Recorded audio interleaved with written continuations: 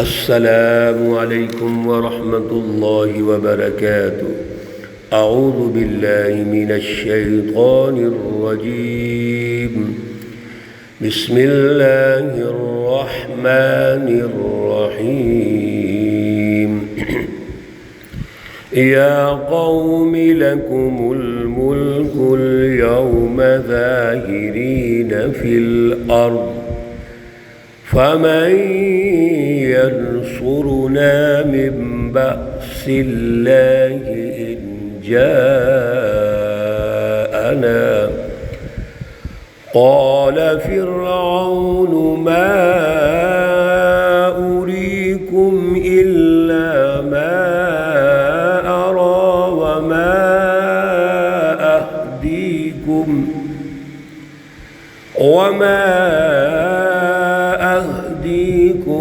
إلا سبيل الرشاد۔ صدق اللہ العلی العظیم۔ اللہم صلی علی سیدنا ومولانا محمد النبی الأمی وعلى آلہ واصحابہ وبارک وسلم وصلی علیہ۔ معزز سامعین و سامعات، سورۃ المؤمن پارہ نمبر 24، آیات مقدسہ نمبر 29، 30 اور 31 ہے۔ اللہ رب العزت ان آیات کا فہم، شعور اور اعلیٰ نظریہ عطا فرمائیں اور عمل کی توفیق اور صلاحیت عطا فرمائیں۔ گزشتہ درس میں اور یہاں سے رکوع کا بھی آغاز ہوا تھا، اللہ رب العزت ہمیں ایک رجل مؤمن کا جو خطاب ہے اور ان کی ایک تقریر ہے وہ ہمیں سنا رہے ہیں، سمجھا رہے ہیں اور ہماری تربیت فرما رہے ہیں کہ جب بھی ظلم کا نظام قائم ہوتا ہے اور یہ ایک ظالم مافیا انسانوں کو غلام بنا لیتی ہے سوسائٹی، تو وہاں اس جبر کے ماحول میں سچی جماعت کی ضرورت ہوتی ہے۔ وہ سچی جماعت انڈر گراؤنڈ جا کے کام کرتی رہتی ہے، جماعت سازی کرتی ہے، اور جب وقت آتا ہے تو پھر وہ اپنے آپ کو نمایاں بھی کرتے ہیں۔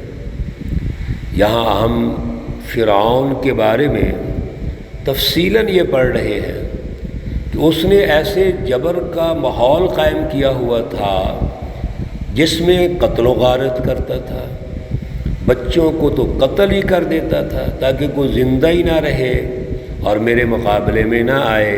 لیکن سبحان اللہ، اللہ رب العزت جس کو رکھنا چاہے، موسیٰ علیہ السلام کو نہ صرف رکھا بلکہ اس کے محل میں پرورش پائی۔ اور پھر یہ جو بندہ رجل مومن ہے یہ آل فرعون سے ہے، یہ بھی اسی کی نسل سے ہے، قوم سے ہے، تو جتنا وہ حق کو دبانا چاہتا ہے قتل و غارت کر کے، اللہ اتنا ہی اپنے بندوں کو اس میں پیدا کر رہے ہیں، تیار کر رہے ہیں، جماعت سازی ہو رہی ہے۔ جس وقت فرعون یہ فیصلہ کر لیتا ہے کہ اب موسیٰ کو دنیا میں نہیں رہنا چاہیے، یہ تو میرا نظام الٹ پلٹ کر دے گا، میرے مفادات جو اس سسٹم سے وابستہ ہے، اور میں نے قوم کو یہ سمجھایا کہ میں تمہارا رب ہوں، اختیارات میرے پاس ہیں، تو یہ تو میرے سارا جو ایک فکر اور فلسفہ اور ظلم کا عملی نظام ہے اس کو ختم کر دے گا، تباہ کر دے گا، جس کو وہ فساد کہہ رہا ہے۔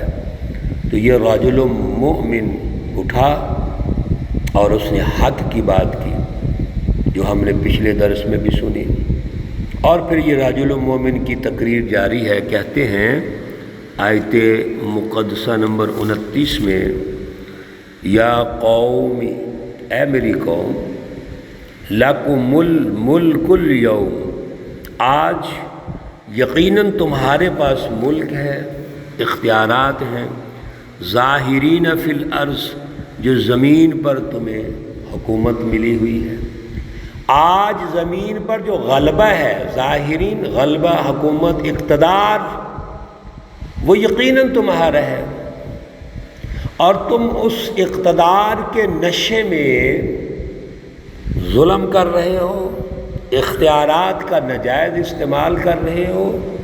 فَمَن يَنصُرُنَا، پس کون ہماری مدد کرے گا، مِن بَأْسِ اللَّهِ، اللہ کے عذاب سے، اللہ کی آفت سے، ان جاءنا، اگر ہمارے اوپر آ گیا۔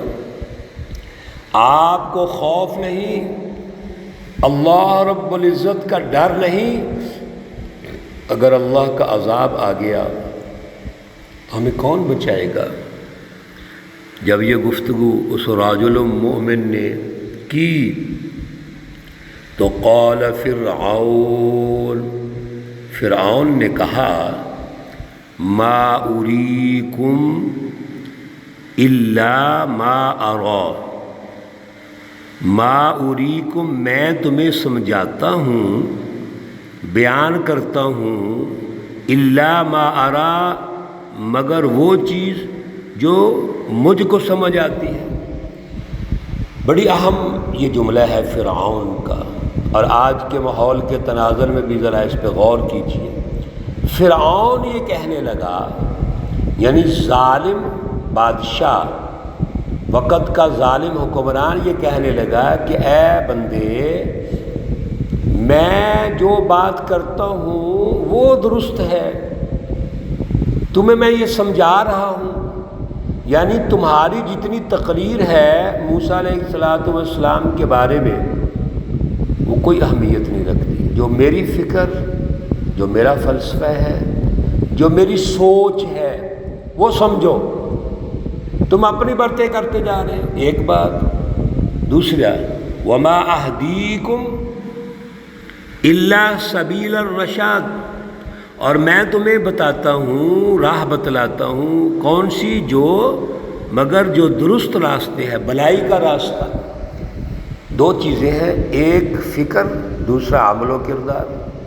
تو پہلے جملے میں اس نے اپنی فکر بات کی، قوت علمیہ اس کو کہتے ہیں، کہ میری علم کو اور میری فکر کو، میری سوچ کو تسلیم کرو، اور دوسرا جو راستہ میں نے تمہیں دیا ہے وہ درست راستہ ہے۔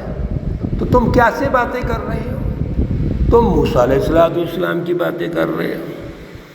وقال الذی آمن، اس مومن رجل مومن نے کہا، یا قوم، اے میری قوم، انی اخاف علیکم مثل یوم الاحزاب، یہاں یا قومی لفظ بولا ہے، اور یہاں بھی بات یاد رکھیے، اس کا مقصد یہ ہے کہ اس نے فرعون سے محض بحث برائے بحث نہیں کی، اس کو تو پتہ تھا فرعون نے نہیں ماننا، لہذا فرعون کی بجائے قوم سے بات کر رہا ہے، قوم سے خطاب کر رہا ہے کہ اے میری قوم، آپ سارے سنو اس بات کو، اس میں وہ بھی شامل ہے اور ساری قوم شامل ہے۔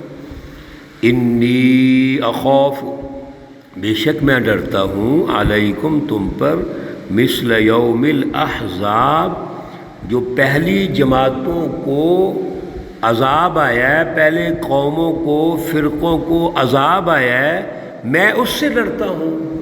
مثل دأب قوم نوح وعاد وثمود، جیسا کہ قوم نوح، قوم عاد، قوم سمود، والذین من بعدہم، اور جو لوگ ان کے بعد آ چکے ہیں، ان کے پیچھے آ چکے ہیں۔ میں تو یہ ڈرتا ہوں کہ اس ظالم فرعون کی نحوست کی وجہ سے، اس کے ظلم اور تکبر کی وجہ سے جب عذاب آنا ہے تو ساری قوم اس میں لپیٹی جائے گی، اور پھر وہ دلائل سے بات کر رہے ہیں۔ میرے عزیزو، آپ ذرا غور کیجئے، حضرت موسیٰ علیہ السلام اور تمام انبیاء اپنی قوموں سے دلائل سے بات کرتے ہیں، عقلی اور نقلی دلائل دیتے ہیں، اور یہ رجل مومن بھی دلائل سے بات کرتا ہے۔ اس کا مطلب یہ ہوا کہ آج بھی اگر ہم نے کسی کو بات سمجھانی ہے، دعوت دینی ہے، تو جبر نہیں، دلائل ہے۔ دعوت ہمیشہ دلائل سے پھیلتی ہے، دعوت ہمیشہ الموعظۃ الحسنہ سے پھیلتی ہے۔ ادعو الی ربک بالحکمہ والموعظۃ الحسنہ، حکمت و دانائی اور اچھے انداز، اخلاق اور زبان کی مٹھاس سے پھیلتی ہے۔ تو یہ رجل مومن بھی دلائل دے رہا ہے کہ ہم اس سے پہلے جو قومیں گزر چکی ہیں ان کو دیکھیں، تباہی ہوئی۔ وَمَا اللَّهُ يُرِيدُ ظُلْمًا لِلْعِبَادِ۔ اور ایک بات یاد رکھیے، اللہ کبھی بھی اپنے بندوں پر ظلم، ناانصافی نہیں کرتے۔ اللہ ہمیشہ اپنے بندوں کو ترقی دینا چاہتے ہیں، تمام انسانوں کے خیر خواہ ہیں، وہ عدل قائم کرنا چاہتے ہیں، امن و امان قائم کرنا چاہتے ہیں، خوشحالی قائم کرنا چاہتے ہیں۔ اللہ تو چاہتے ہیں کہ انسان اللہ سے جڑ جائے اور انسانوں میں کوئی بڑا مافیا نہ ہو جو ان کو غلام بنائے، ان کی بے عزتی کرے، توہین کرے، بلکہ یہ انسان اللہ سے جڑ کر اللہ کے آئین، قانون اور ضابطے کے اندر رہتے ہوئے اپنی انفرادی اور اجتماعی زندگی کا سسٹم بنائے۔ اس لیے اللہ تو اپنے بندوں سے ایک رائی کے برابر بھی ظلم نہیں کرتے۔ وَيَا قَوْمِ إِنِّي أَخَافُ عَلَيْكُمْ يَوْمَ التَّنَادِ۔ انشاءاللہ العزیز یہاں سے کل ہم آغاز کریں گے اور یہ رجل مؤمن کی تقریر جاری ہے۔ ایک ایک لفظ بڑا قیمتی ہے میرے عزیزو، غور و فکر کی دعوت ہے، توجہ رکھیے۔ اللہ ہمیں توفیق عطا فرمائے۔ اللہ رب العزت تمام بیماروں کو شفائے کاملہ عاجلہ مستمرہ عطا فرمائے۔ اللہ رب العزت تمام مرحومین و مرحومات کو جنت الفردوس میں اعلیٰ مقام عطا فرمائے۔